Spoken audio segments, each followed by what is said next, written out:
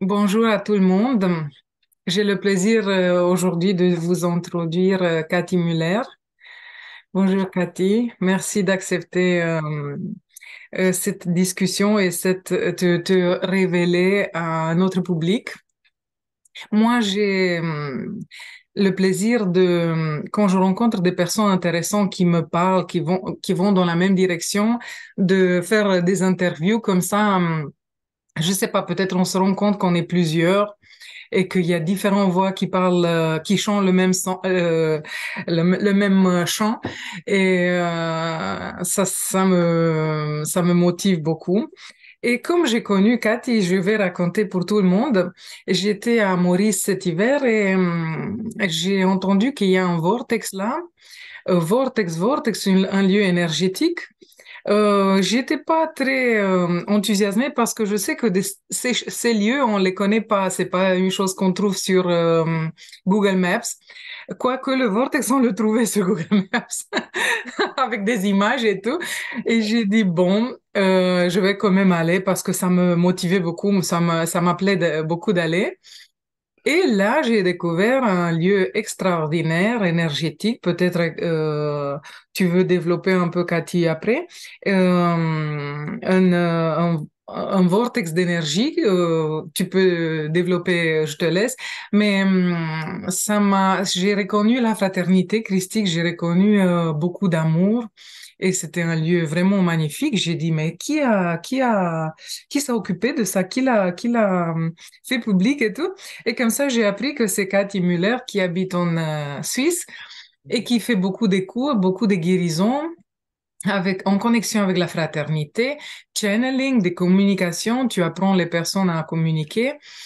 Et tu as aussi écrit des livres et je considère à traduire un des livres. Entre-temps, je voudrais aussi dire, parce qu'il y a beaucoup de choses à dire sur toi, je te laisse après le micro, mais je veux quand même commencer avec le début. Tout ça a commencé dans ton livre, Lina, Ma vie d'âme, tu décris, tout ça a commencé quand un événement très malheureux s'est passé avec ta fille qui a passé de l'autre côté à 10 ans. C'est une chose horrible qui peut nous arriver, je veux dire très douloureux comme mère. Et ça, tu as transmuté en lumière. Tout ça, c'était un événement lumineux qui t'a changé complètement la vie, qui t'a fait communiquer avec les plans supérieurs. Et je pense que je te laisse le micro. Pardon pour cette longue introduction. D'habitude, je fais zéro introduction, mais quand même, je voulais poser quelques pierres. Très bien, ça m'arrange d'ailleurs. C'est plus simple pour J'imaginais, parce que l'introduction, madame. maintenant, tu es allé beaucoup plus loin que ce début, mais je voulais aussi commencer avec le début. Très bien, merci beaucoup. Alors déjà, bonjour à tous. Effectivement, moi j'ai connu les mondes supérieurs après le décès de ma fille Lina, qui est décédée d'un cancer à l'âge de 10 ans. Ça a été la plus bouleversante et douloureuse épreuve de ma vie et je pense que c'est une des épreuves les plus douloureuses pour n'importe quel être humain de perdre son enfant. Et j'ai eu beaucoup de chance à ce moment-là d'avoir des phénomènes en fait que ma fille m'a transmis tout de suite après sa mort qui m'ont prouvé que finalement elle était encore là. J'étais croyante, mais disons, je pratiquais pas du tout de religion avant cet événement. Je ne connaissais rien du tout de ce qui se passait après la mort, des plans subtils, de tout finalement ce que j'enseigne maintenant. J'y connaissais absolument rien. Et c'est ma fille, petit à petit, qui m'a dévoilé ce qui se passait de l'autre côté. Peut-être pour comme introduction aussi, je vais expliquer comment je suis arrivée à ça. Quand ma fille est décédée, donc j'habitais à ce moment-là à l'île Maurice. J'étais à l'île Maurice depuis 3 mois environ. J'étais mariée à un Mauricien et ma fille avait un cancer de type 4 masculin, un lymphome de type 4 masculin, ce qui est extrêmement rare pour une enfant. Et donc, elle était un peu, je ne vais pas dire un cobaye, mais il y a énormément de professeurs qui venaient voir, qui s'intéressaient à elle, mais vraiment comme sujet d'étude plus que comme enfant malade. et énormément d'acharnement thérapeutique et euh, ça m'a beaucoup attristé et mis en colère aussi de voir comment est-ce qu'on réagissait avec ces enfants malades. Et donc, au moment où elle a été, soi-disant, en rémission, là, j'ai décidé de quitter la Suisse et d'aller m'installer quelque temps à Maurice, le temps qu'elle puisse retrouver vie, en fait, à quelque part, hein, parce qu'on a toujours cru jusqu'à la fin quand même qu'elle allait survivre à ce cancer. Et là, on a eu 3 mois de bonheur, j'ai envie de dire, parce que bon, on est arrivé là-bas, elle faisait plus que 15 kilos, elle était en chaise roulante, elle était vraiment très, très mal en point. Et chaque jour, elle allait mieux. Donc, on a vraiment vécu des grands moments de bonheur. On a pu parler de la mort aussi, parce qu'elle avait fait 2 NDE pendant sa maladie. Donc, elle avait vu de l'autre côté. Elle n'avait pas peur de la mort, ma fille. En fait, elle avait envie de vivre, bien sûr, comme n'importe quel enfant, mais elle n'avait plus peur de la mort. Et voilà, au bout de 3 mois, on a tous attrapé une gastro, comme c'est assez régulier dans ces îles, hein. Et à ce moment-là, enfin probablement déjà avant, les cellules cancéreuses ont flambé en elle et elle est partie en l'espace d'une semaine. Donc elle est morte à Maurice. Et après son incinération, euh, je me baladais un peu errante dans un centre commercial et là, je suis tombée sur un livre. Ces morts nous parlent du Père Brune que j'ai acheté. Et à l'époque, à Maurice, on trouvait principalement des livres en anglais et absolument rien d'ésotérique ou quoi que ce soit. Et celui-ci, il est vraiment arrivé à moi de cette façon-là. J'ai acheté ce bouquin, je l'ai laissé de côté. Et au fur et à mesure que ma fille s'est exprimée, je pensais que je devenais un peu folle du fait de ma grande souffrance. Et en fait, ce livre m'a vraiment réconfortée dans le sens où, OK, je ne suis pas la seule à vivre ça, à avoir des visions, à l'entendre. Donc, il y a d'autres personnes qui vivent la même chose. Donc, c'est effectivement quelque chose qui existe. Et le fait que ce soit un homme religieux qui avait écrit ce livre, moi, ça me réconfortait aussi parce que je connaissais rien, mais rien du tout hein, de tout ça. Donc voilà, ça c'est juste pour la petite introduction. Euh, alors Lina, ma fille, avait un collier en or autour de son cou que je lui ai enlevé pour le conserver au moment où elle est décédée. Et je regardais ce collier quelques heures après sa mort et je pleurais, bien sûr. Et tout à coup, ce collier s'est mis à bouger. Et là, je regarde, il n'y a pas de courant d'air. Je me dis, mais c'est bizarre, est-ce que c'est toi, Lina? Et le collier se remet à bouger. Aïe, aïe, aïe. Quelques heures, vraiment quelques heures après la mort. Et alors, je lui dis, comment ça va? Enfin, j'étais complètement excitée, je comprenais rien. Et bon, petit à petit, elle m'a montré comment elle pouvait me dire oui, comment elle pouvait me dire non, mais ça devenait totalement insuffisant parce que moi, je lui posais des millions de questions, évidemment. Et quand elle était aux soins intensifs, on a eu une infirmière à un moment donné qui avait créé un alphabet, parce que ma fille n'arrivait plus à parler, mais elle arrivait encore à bouger les doigts. Donc, elle montrait les différentes lettres pour former des mots, des phrases pour pouvoir communiquer.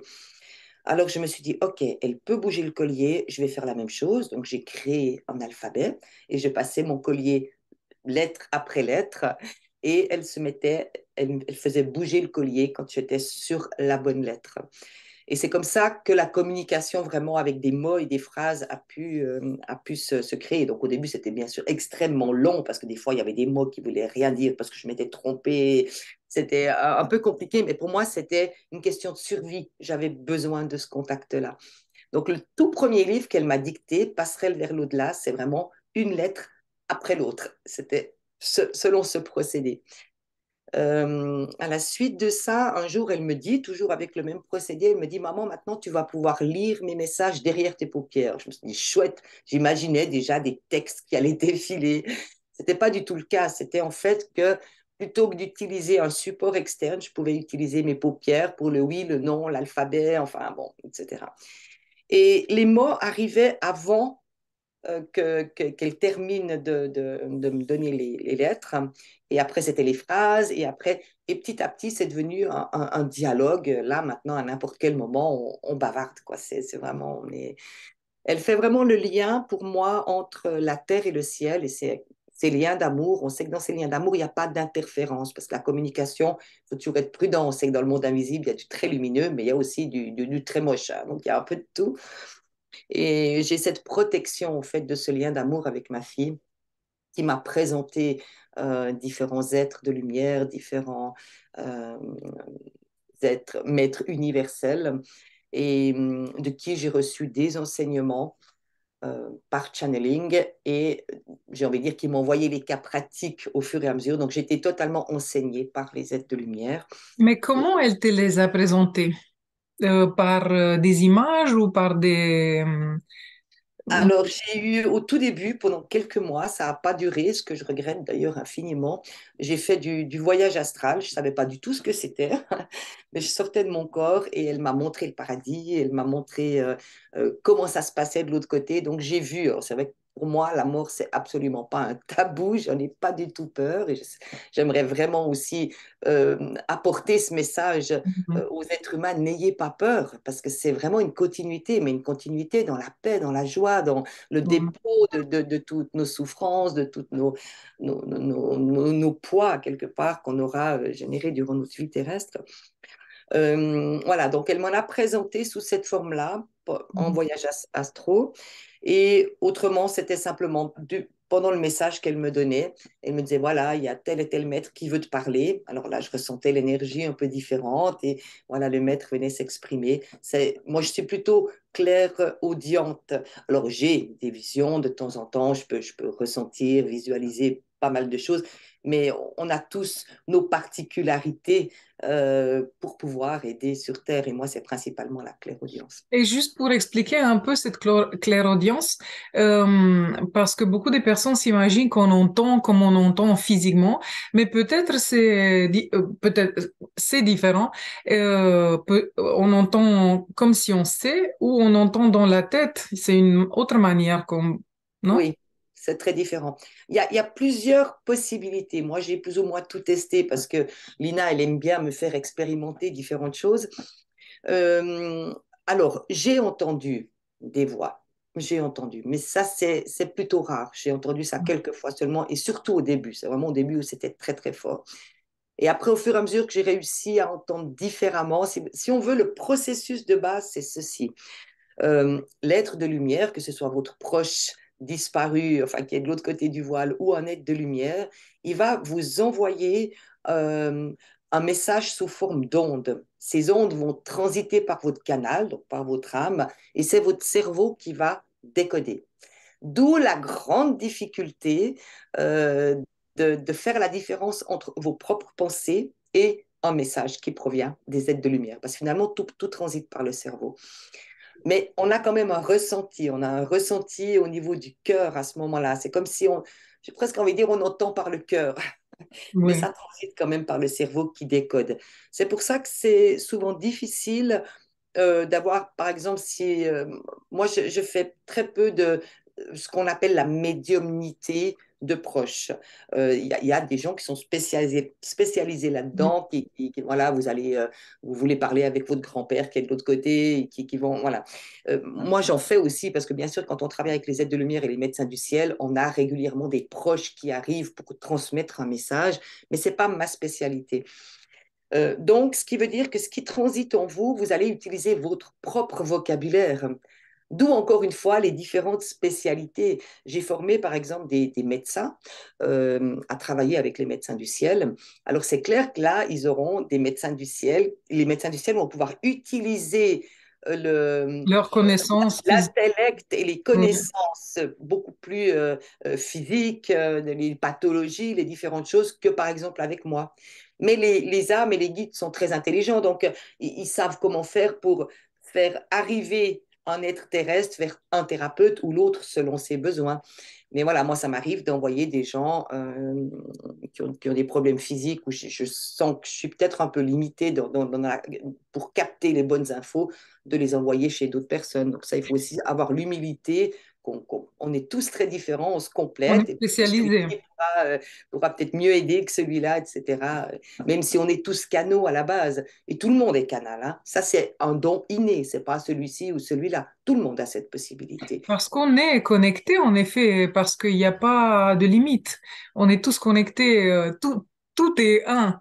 Alors, normal qu'on est canaux parce que les choses circulent si on est ouvert et si on met un peu d'attention sur cette chose. Mais ça me fait aussi penser au fait que, en effet, même notre incarnation, euh, on est venu avec certaines qualités, on s'est spécialisé en certaines choses en fonction de ce qu'on va faire et on a les guides adaptés pour notre mission. Et tout ça, c'est un plan qui dépasse cette réalité, cette terre enfermée qui est déjà beaucoup au-delà et c'est très beau à voir, non? Oui, c'est ça. En fait, on se complète tous. On se complète tous. Et c'est ça qui est très beau.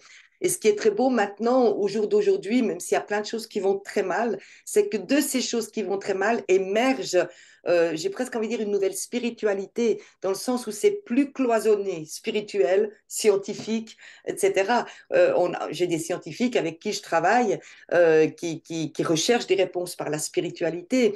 Et ils comprennent bien que ça fait un tout. Et c'est ça que je trouve extraordinaire, c'est qu'aujourd'hui, il y a vraiment, pas encore, bien entendu, d'un point de vue de tout le monde, mais il y a cette approche différente qui est en train de naître, d'émerger en fait de toute cette déconstruction qui fait peur, parce qu'on est totalement déstabilisé aujourd'hui sur Terre.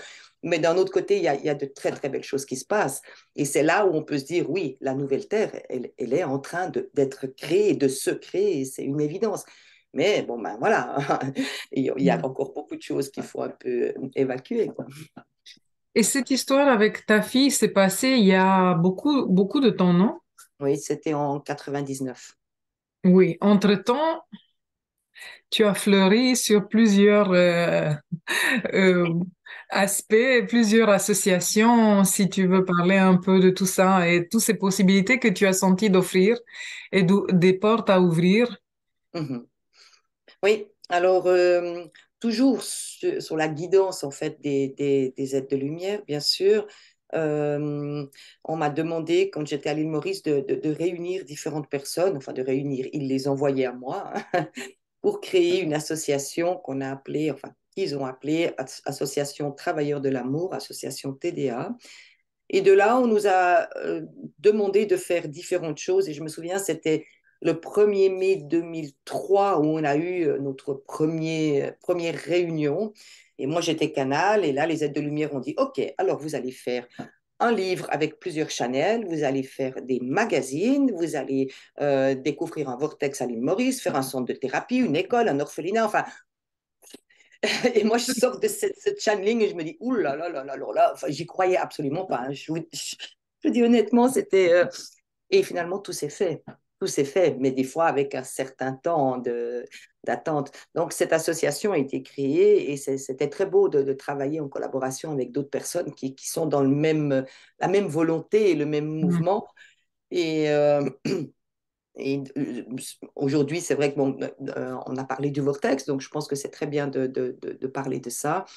On nous a dit qu'on découvrirait, qu'on mettrait à jour, disons, 14 vortex déjà existants sur Terre, hein, dont un à l'île Maurice qui deviendra un peu l'exemple.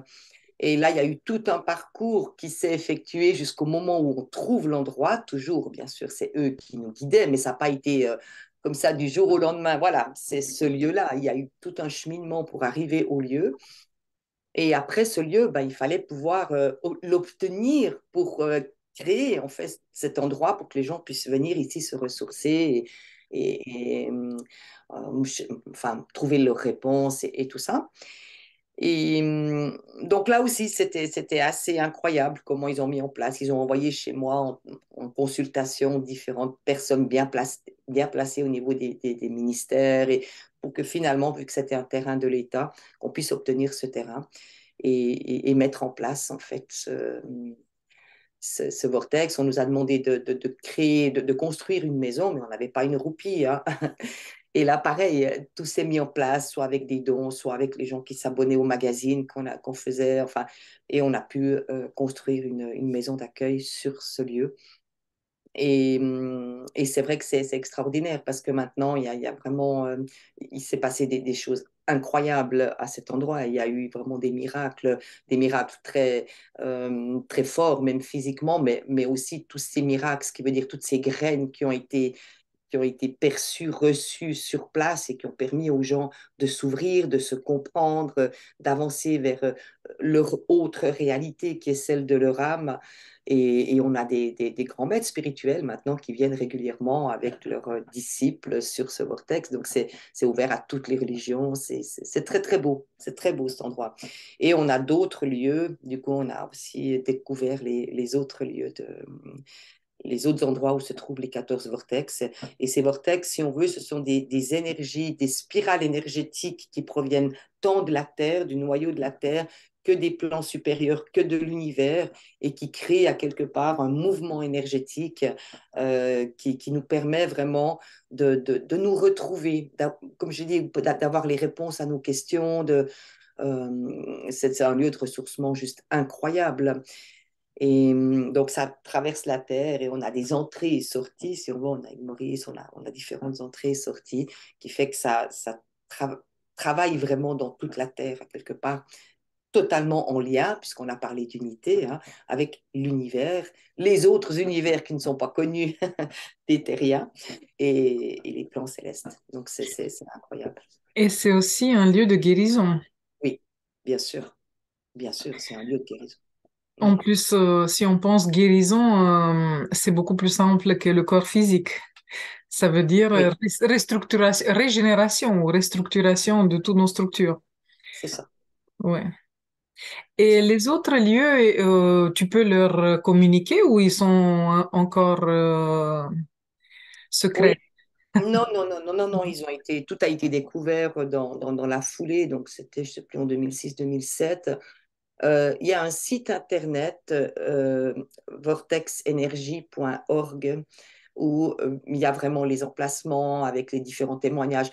Certains de ces lieux, moi, je ne les ai pas tous visités, je veux dire, voilà, ils sont dans la nature à quelque part, il n'y a pas obligatoirement des gens qui vont sur place. On a en Suisse, par exemple, le lieu est dans une chapelle. Ça, c'est assez connu, donc les gens y vont aussi maintenant, comme ils vont au Vortex de Riombelle. Mais bah, le mieux est peut-être d'aller effectivement pour avoir toutes les données, les informations sur le site vortexenergy.org. Ouais. C'est là toutes les Et c'est infos. quelle chapelle en Suisse? C'est la chapelle de Roche, c'est à côté de Villeneuve. Ah, ok, intéressant à savoir. Ouais, ouais, ouais. Oui, ces informations ne circulent pas très beaucoup. C'est ça, on n'a pas. Alors après, il y a beaucoup de hauts lieux telluriques, hein. Ça, ces vortex en font partie, mais il y a d'autres types de vortex. Il y a des lieux aussi incroyables où on ressent des énergies. Par exemple, en Suisse, on a créé, toujours sur le conseil des aides de lumière, une autre association qui s'appelle l'association Centre-Ciel, qui est aussi en lien direct avec l'association TDA et tout ce mouvement, si on veut bien, où on a trouvé un site sacré. Donc, ce n'est pas un vortex comme ces 14 vortex dont on vient de parler, mais c'est aussi un lieu, j'ai envie de dire, d'une énergie qui est, comment expliquer ça? Qui est neutre à quelque part. C'est comme si on arrive là, il n'y a plus du tout aucune interférence d'onde, de quoi que ce soit. C'est l'énergie du Père. Hein. Voilà, l'énergie du Père. Mais c'est un peu le même concept que tous ces hauts lieux énergétiques où ça vibre très haut. Donc, du moment où ça vibre très haut, ça va faire bouger certaines choses en nous et ça va nous éclairer normalement. Mais bon, tout en sachant qu'en étant éclairé, on fait face à nos propres ombres. Donc, c'est souvent un travail personnel qui s'instaure à ce moment-là pour s'accepter aussi avec nos ombres et nos défauts et trouver l'équilibre. Le but est d'être en équilibre, c'est ça. C'est pas d'être pur. Oui, bien sûr, le plus possible, on tend à ça, mais je veux dire, on est humain, mais d'être en équilibre, ça, c'est vraiment très important. D'être bien avec sa conscience, respectueux de soi-même et des autres. Oui, c'est intéressant parler de ça. Parce que au début du chemin, peut-être on a envie de être un avec la lumière, on veut les plans supérieurs, on a très soif de ça, mais finalement, il faut descendre peut-être et accepter de vivre ici, comme tu dis, en équilibre et bien, et dans la joie et quelque part, c'est difficile peut-être à certains moments d'accepter cette incarnation. Ah Et oui, je suis d'accord. oui. Et peut-être tout ça, ça peut nous aider aussi à accepter, à revoir, ouais, c'est magnifique. Changer la vision, sa propre vision de la vie à quelque part. On n'est pas des pauvres humains soumis, on est des êtres de lumière qui avons choisi cette incarnation pour évoluer, pour aider, pour avancer, pour expérimenter, pour expérimenter. Et voilà, être connecté, avoir soif de ces plans supérieurs, je pense que c'est vraiment très important. Mm. C'est un Mais moteur. si on n'est pas ancré dans la matière, combien de fois, pour moi personnellement, les êtres de lumière m'ont dit maintenant tu t'ancres. Ok, je fais quoi? Je vais dans la nature, je prends un arbre dans les bras, ça me va très bien. Non, non, non. Tu t'ancres dans la matière. Ça veut dire que tu vas dans le monde, tu vas vivre des choses terrestres. Et c'est possible dans le plaisir. Alors, va manger un truc qui te fait plaisir, va danser, va rigoler avec tes amis, je sais pas, mais faire des trucs qui te font plaisir aussi. Bien sûr, c'est le but. Hein. On n'est pas seulement ici. Et on n'est pas du tout ici normalement pour souffrir. Mais on a quand même choisi d'épurer notre karma. Ça, il ne faut pas l'oublier. Donc, c'est aussi évident qu'on passera par certaines expériences pour pouvoir justement faire la paix, apaiser notre âme et avancer aussi dans cette évolution, cette élévation. C'est aussi ça le but. Donc, les épreuves, c'est pas, euh, on n'est pas puni, on a choisi. On a choisi de vivre certaines choses pour se soigner, pour se libérer et pour s'élever. Donc là, encore une fois, quand on voit ça sous cette forme-là, c'est plus facile à le vivre. Mm. Je veux dire, si vous vivez quelque chose de difficile, je ne sais pas, une trahison, admettons, vous allez, en tant qu'humain, et moi aussi d'ailleurs, vous allez en vouloir à l'autre, c'est normal. Vous allez être dans la colère, dans la tristesse, dans la rage, et c'est bien, il faut vivre l'émotion, mais il ne faut pas rester dedans. Mm. Parce qu'à un moment donné, il faut comprendre, OK, si je vis ça durant cette vie, qu'est-ce qui s'est passé dans la vie passée? C'est pour ça que les êtres de lumière, les médecins du ciel, insistent toujours sur le travail de pardon, mais dans la compréhension. C'est-à-dire, on va jamais simplement dire à quelqu'un je te pardonne. On va toujours lui dire je te pardonne et je te demande pardon. Parce que si il s'est passé un truc dans la vie présente, il y a de fortes chances, c'est pas toujours le cas, mais quand même la plupart du temps, on a probablement joué le rôle inverse dans une vie passée. Donc, il faut toujours le faire dans les deux sens.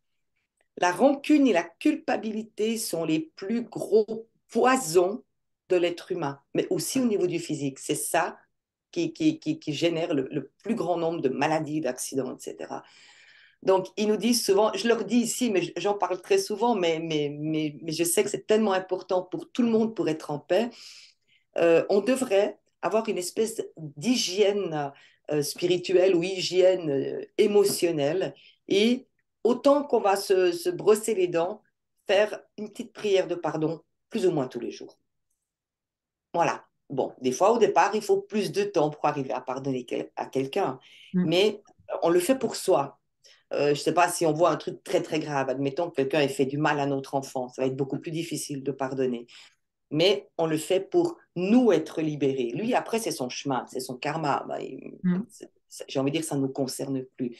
Mais on le fait pour se libérer, nous. Parce que tant qu'on a de la rancune ou même de la culpabilité vis-à-vis de quelqu'un, on garde ce lien très proche de nous. Mm. Tandis que quand on pardonne, c'est OK, fais ta vie, mon gars, tu as voulu faire des trucs, bah, c'est plus mon problème, ça ne m'appartient plus.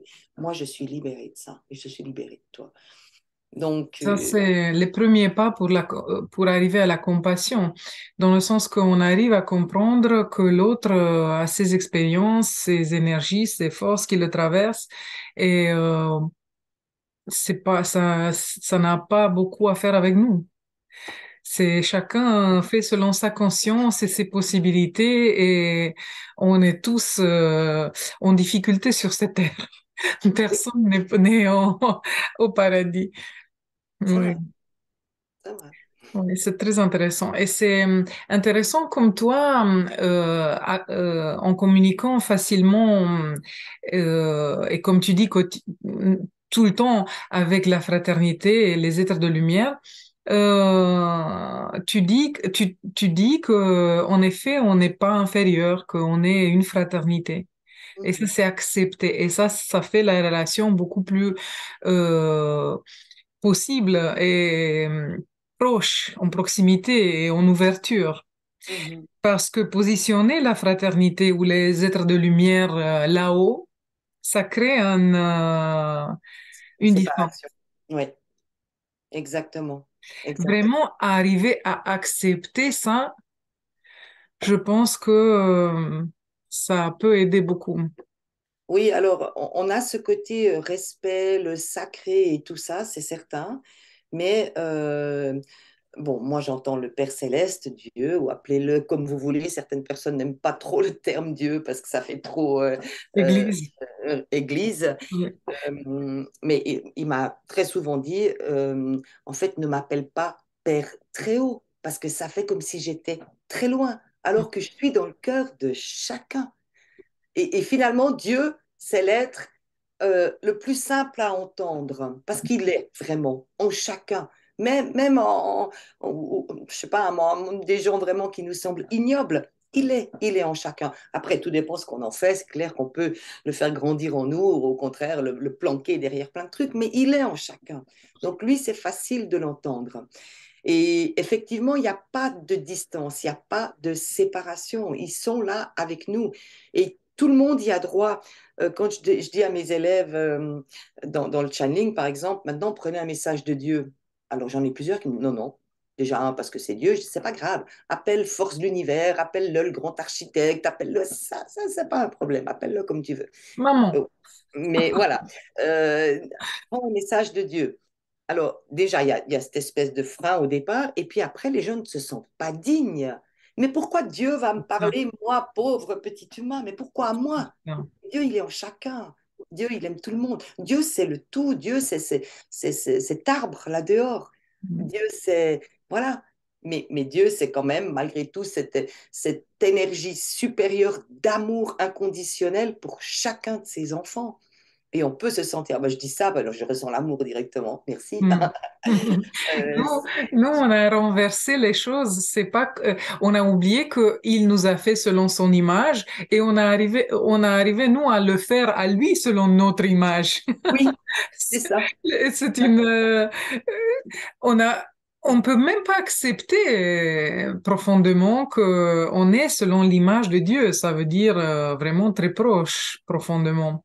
Oui, complètement. Et ce que tu dis aussi, qu'il est très proche de nous, il est dans notre cœur, c'est Jésus qui l'a dit il y a 2000 ans et personne n'a pas compris ça dans toutes les religions. Je ne sais pas comment ça se fait. Quand il dit que Dieu, il est plus proche de nous que nos mains et nos pieds. C'est dans le centre, c'est plus proche que tout. Mais comment ça se fait qu'on a certains passages, on les a complètement laissés de côté parce que on pouvait pas les accepter, c'était trop, ça faisait trop chaud au cœur, je sais pas pourquoi. Après, je pense que le problème de l'être humain, d'une manière générale, c'est le voile de l'oubli. C'est pas le problème, c'est voulu, c'est volontaire. Et puis, c'est l'intellect et le mental. Parce qu'en fait, à un moment donné, on ressent l'appel de l'âme de vouloir comprendre, de vouloir connaître, de vouloir ressentir. Donc, c'est très bien. Mais tant que ça reste au niveau du mental, c'est-à-dire que vous pouvez suivre des stages, des formations, peu importe, faire des introspections, mais tant que ça reste au niveau du mental, ça ne va pas vraiment agir sur vous. Donc, il y a quand même cette... Il faut faire descendre au niveau du cœur.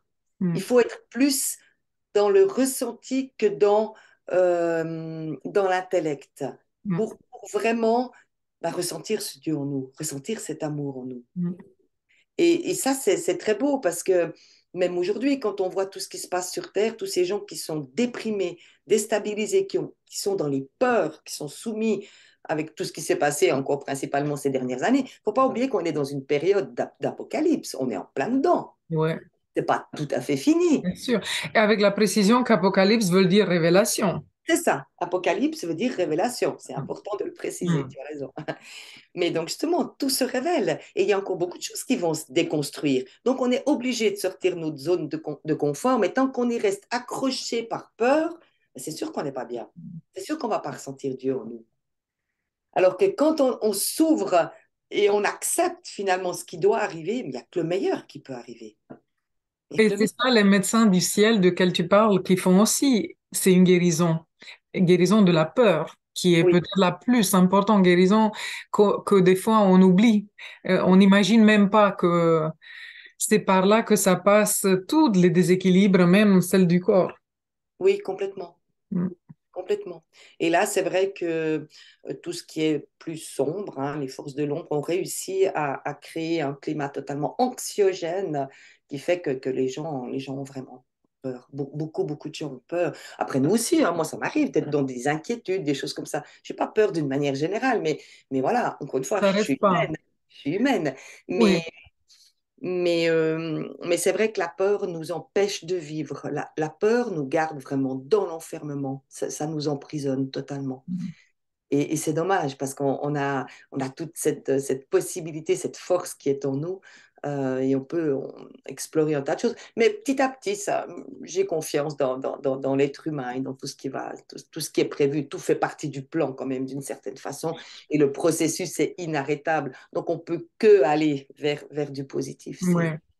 Et toi qui as commencé depuis longtemps ce chemin vers la lumière, tu vois autour le monde un peu changer dans les dernières années, quand même. Alors, alors il y a eu, mais depuis même ces plus de 20 ans là, que j'ai commencé ce chemin, il y a eu un intérêt, des questionnements, énormément de gens qui avancent, oui, oui, c'est sûr. Ouais, Ben, il y a plus de 20 ans, ben, justement, j'habitais à Maurice après la mort de ma fille. Une fois, je suis venue en Suisse et j'ai profité d'aller dans une librairie pour essayer de voir ce qu'il y avait comme livre, voilà, par rapport à ce que je vivais moi, s'il y avait d'autres personnes, des témoignages ou peu importe.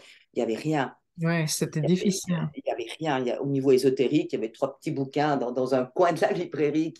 Alors que maintenant, enfin, pas seulement maintenant, déjà pas mal d'années, hein, ça s'ouvre d'une manière Ouais. exponentielle. Ça prend vraiment de l'ampleur. Je vois, bah, je sais pas, un autre exemple, par exemple, dans mes cours, les soins que je donne, au départ, c'était que des femmes. Il y avait très rarement un homme, alors que Mhm. maintenant, on arrive peut-être pas encore pas moitié-moitié, mais il y a de plus en plus d'hommes. Donc, les gens se posent des questions. Et souvent, c'est ce que je dis aux gens qui vont très mal, parce que c'est souvent quand ils vont très mal qu'ils viennent vers moi. Quand ils ont tout essayé, qu'il n'y a rien qui fonctionne, bon, ben, on va peut-être essayer là, le truc spirituel, peut-être ça va nous aider. Et finalement, c'est bien quand ils sont tout en bas parce que c'est là qu'on peut vraiment commencer à explorer autre chose. C'est là où ils se posent les bonnes questions, où ils ont besoin de savoir, de comprendre pourquoi est-ce que je vais si mal. Qu'est-ce qui se passe? J'ai tout, j'ai une femme, j'ai des enfants, j'ai un bon boulot, parce que ce n'est pas toujours des gens qui vont mal d'un point de vue social ou autre. Et là, moi, j'aime bien quand ils arrivent chez moi. Je dis, OK, là, on va pouvoir bosser, mon gars. Et au Mais général, toi, tu fais des guérisons physiques aussi. Tu fais vraiment, t'es dans cette lignée de guérison aussi. oui, parce que tout est lié. Alors, à la base, les médecins du ciel, c'est la médecine de l'âme. Oui, Mais tout est lié. Donc, on peut partir de l'âme pour atteindre les différentes couches jusqu'au corps physique. On peut partir du corps physique parce que l'âme donne les signaux par le corps physique. Donc, on peut partir du corps physique et aller atteindre les autres couches. Mais bien sûr, tout est lié. Donc, on travaille aussi sur le physique dans ce sens-là. Oui. et personnellement, tu es arrivé à faire des guérisons comme ça, quand même évident d'une certaine maladie ou... Oui, Oui, oui, tu as oui. vu ce qu'on appelle les miracles? Alors, mis à part un miracle qui, moi, m'avait scotché, parce que c'était le tout premier, c'était au début que je canalisais avec ma fille, j'étais encore à Maurice. Et puis, Lina me dit, Maman, tu as le don de guérison. Je dis, mais c'est quoi encore cette affaire? Et elle me dit, mais tu vas voir, on va t'envoyer, enfin, il y a quelque chose qui se produira bientôt, mais tu verras. Je dis, OK, bon, je laisse l'info de côté pour pas me prendre la tête. Et j'avais une famille, quand j'habitais à Maurice, à l'île Maurice, justement, des hindous qui étaient là. Et à un moment donné, il y a la maman qui vient avec une petite fille qui avait 7 8 ans, qui avait été brûlée complètement là parce qu'il y avait une casserole de curry qui était tombée sur elle. Et là, j'entendais encore pas Lina comme je l'entends maintenant. Donc, je devais encore prendre le collier, faire des mots, des phrases. Donc, je savais pas trop quoi faire avec ça. Donc, la maman venait chez moi en se disant, bon, ben, comme c'est une Suisse, elle a peut-être des pommades, des trucs, elle va pouvoir nous aider. Et là, en fait, j'ai simplement posé la main. Je dis, je sais pas quoi faire, je pose la main. Quelques minutes, j'ai enlevé la main, il n'y avait plus rien. Donc là, c'était vraiment, alors qu'elle était vraiment. Wow. Donc ça a été, mais c'était pour me montrer à moi aussi, je Oui, crois. pour Il y prendre un avait peu de courage. il y avait cette possibilité. Après, il y a eu plusieurs fois des très belles guérisons qui se sont produites. Euh, mais j'aimerais peut-être quand même euh, exprimer cette phrase que les médecins du ciel disent toujours, parce que je pense que c'est important, ça. Ils disent toujours aux gens, en fait, nous, on ne guérit personne.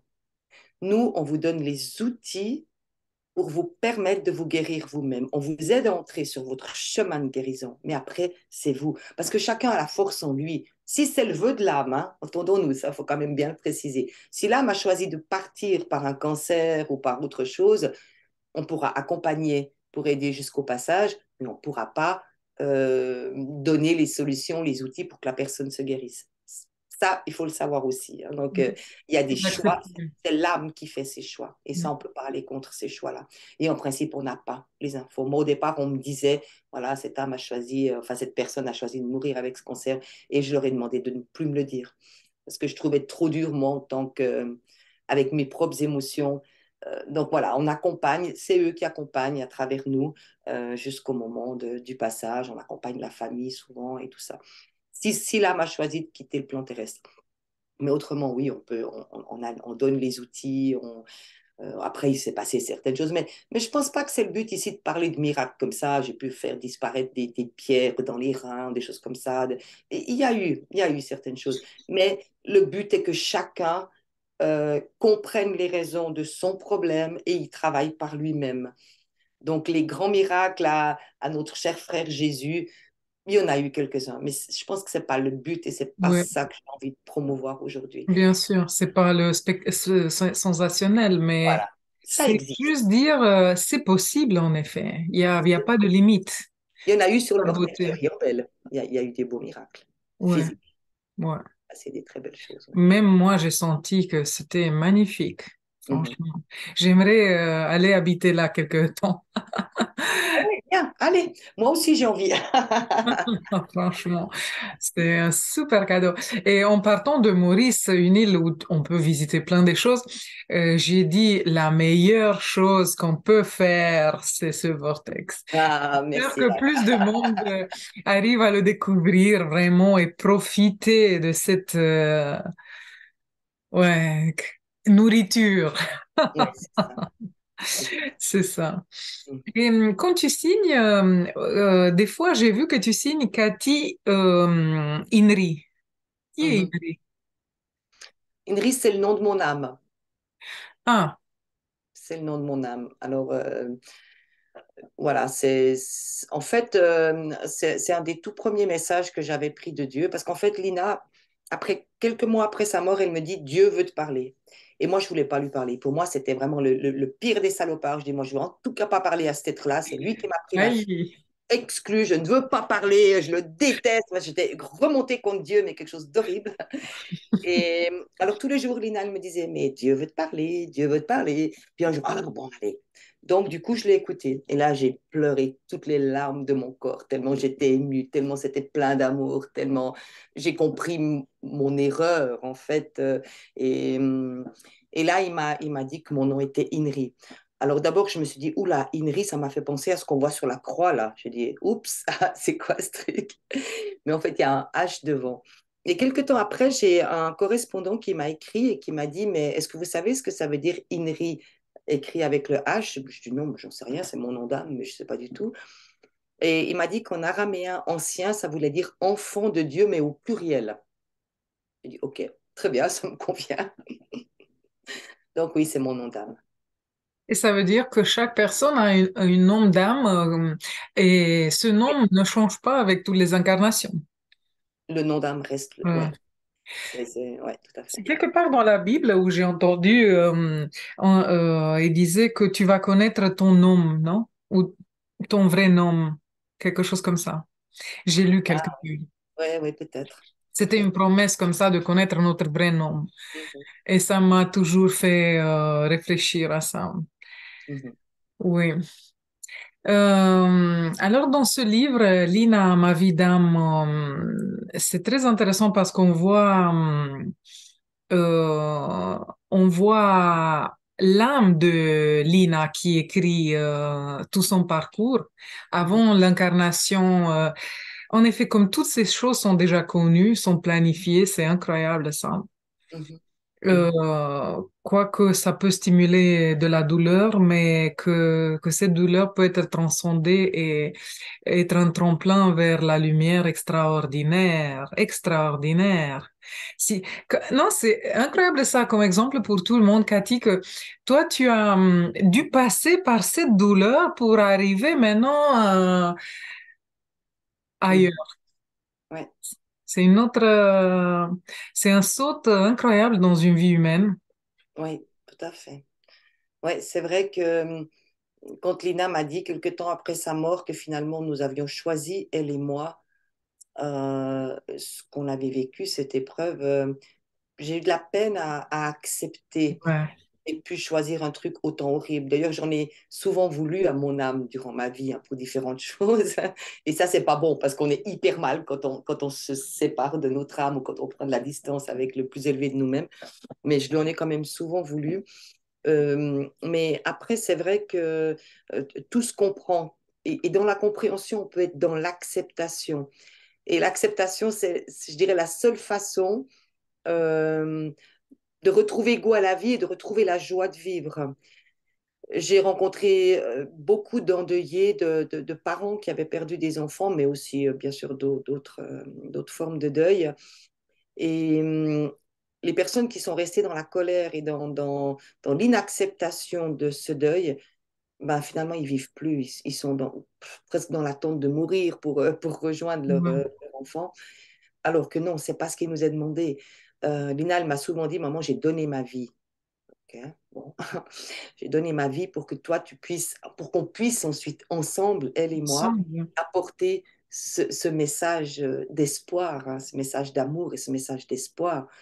Et, et oui, je pense que c'est ça. Alors là, c'est vrai que j'en parle comme ça maintenant de manière relativement détachée, mais ça a été quand même long, cette période avec ces grosses vagues de tristesse quand même et de sentiment d'injustice d'avoir dû vivre Mm. cette épreuve. Mais bon, Lina, même les quelques années après, quand j'étais très triste et puis que je commençais à pleurer, tout de suite elle arrive, elle dit, mais hé, maman, je suis là, enfin, ne pleure pas. Oui, c'est incroyable ça.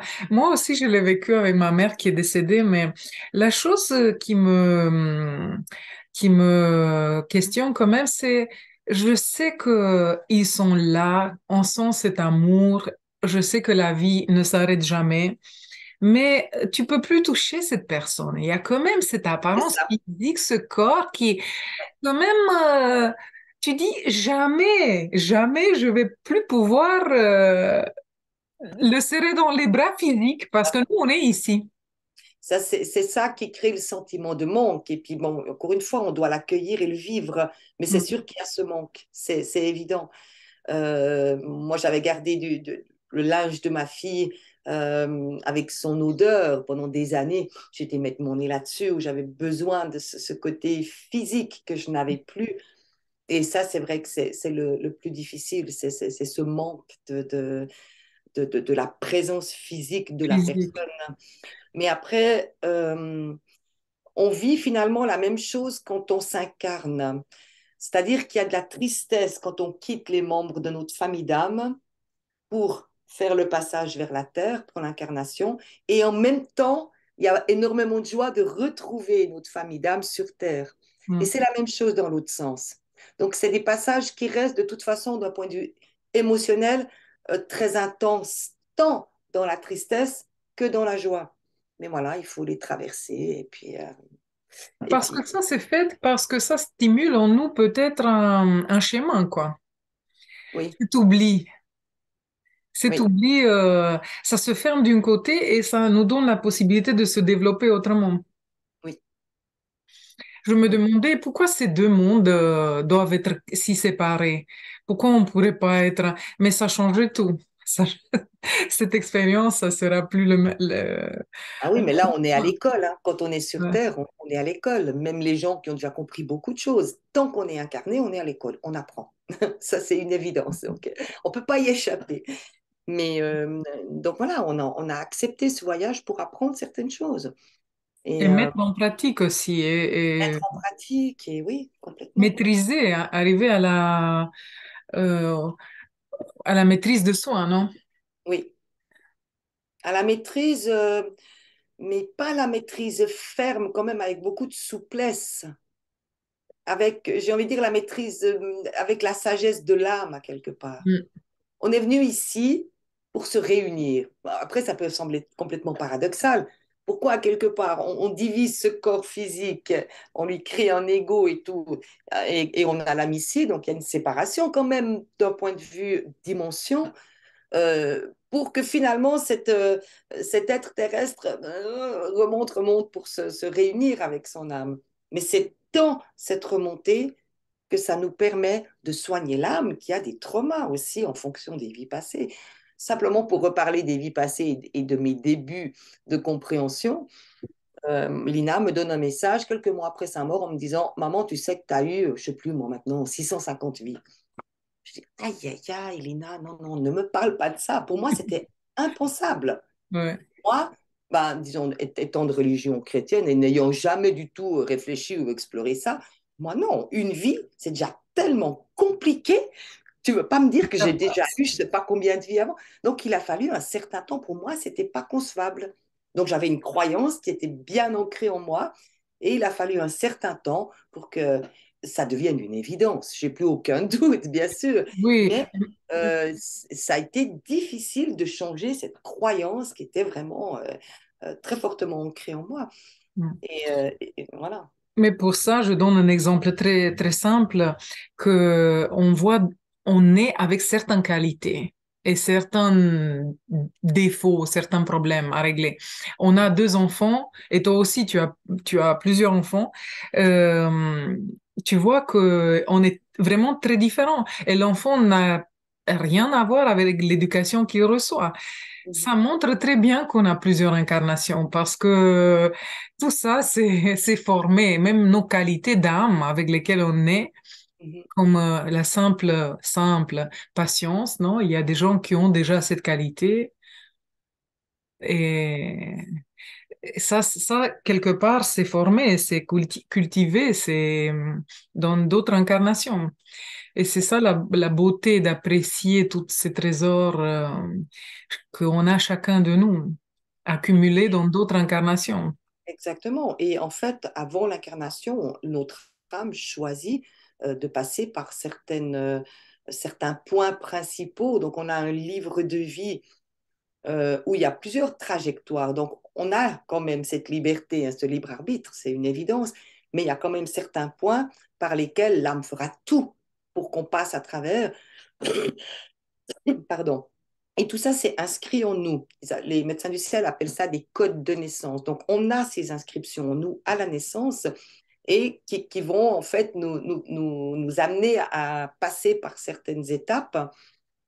Mais ce qui est intéressant de savoir et important de savoir, c'est que dans chacun de ces codes de naissance, on a l'écriture. OK, là, tu vas peut-être passer par telle immense joie ou par telle difficulté pour comprendre, pour apprendre. Mais on a aussi l'énergie correspondante. C'est-à-dire que, par exemple, moi, ben, avec la mort de Lina, c'était écrit que je passerais par ça, mais j'avais aussi l'énergie pour pouvoir survivre à ça. Parce que combien de fois je disais à Lina: oh non, Lina, je ne vais pas avoir la force, je ne vais pas avoir la force, je ne vais pas avoir la force. Elle me disait: non, maman, la force, elle est en toi. C'est juste Mm. que là, en ce moment, tu ne la ressens pas, mais elle est là. Donc, on a l'énergie correspondante pour traverser la tempête, pour traverser l'épreuve. Donc, on n'est pas livré à nous-mêmes comme ça, débrouille-toi avec tes mémoires. Et puis, il y a vraiment ça qui Bien est déjà sûr. en nous. qu'on croit ou pas, peu importe, c'est en nous. Donc on a tous cette force C'est qui... comme quand on se programme un voyage, on se fait un bagage, on se met dedans tout ce qu'on a besoin pour ce voyage. Exactement, c'est exactement ça. Ouais. Ouais. Et moi, ça me vient, je pense à Lina maintenant. Et j'ai pensé même avant quand tu parlais, euh, maintenant, j'imagine que ta relation avec elle, ça te remplit. C'est une chose d'amour, une présence. Ça doit être une richesse extraordinaire d'être accompagné comme ça. Oui. Et j'oserais même te demander, pour conclure, peut-être il y a un message de Lina qui peut venir pour nous. Je C'est une sais très bonne idée. D'ailleurs, j'entends qu'elle est un peu impatiente là de plus, parler. mais moi aussi, j'ai dit, elle est là, alors peut-être on l'invite aussi dans cette discussion, même pour nous donner cette super ouverture de comprendre que l'invisible ne veut rien dire. L'invisible peut être très présent. Ok, d'accord. Alors bon, je ferme les yeux en général, comme ça je vais laisser Lina passer par mon canal et vous parler.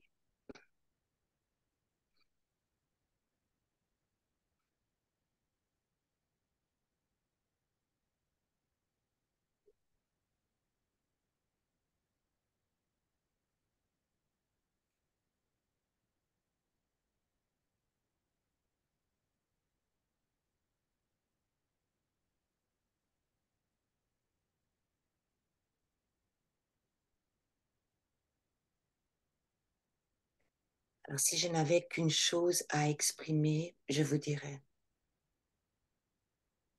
vous êtes sur Terre pour expérimenter l'amour. Et l'amour se trouve en toutes choses. L'amour se trouve dans le chant de l'oiseau, dans les yeux d'un enfant, dans le sourire d'une personne que vous rencontrez. L'amour se trouve dans la nature. Si vous levez vos yeux au ciel, il se trouve dans les nuages. D'ailleurs, combien de fois avez-vous observé les signaux que vous transmettent vos proches qui sont de l'autre côté du voile? Mais le voile n'existe pas réellement. Ils sont avec vous dans les nuages. Les cœurs ne sont pas un effet du hasard. Levez les yeux au ciel, expérimentez l'amour, donnez l'amour, acceptez de recevoir l'amour, car vous le méritez. Vous méritez d'être aimé et vous êtes aimé. Et je vous aime.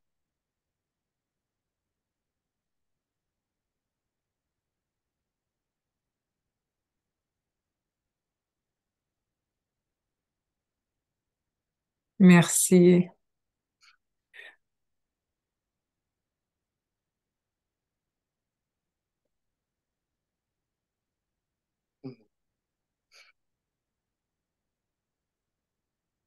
Ça me vient quand on cherche la spiritualité, la lumière, tout ça. J'ai entendu aussi ça, de ce qu'elle a dit, c'est que il faut, ça se passe en développant l'écoute. Écouter. Et en effet, tout cet amour de qu'elle parlait, c'est écouter. Pour pouvoir le recevoir, c'est cette capacité de écoute. C'est ça.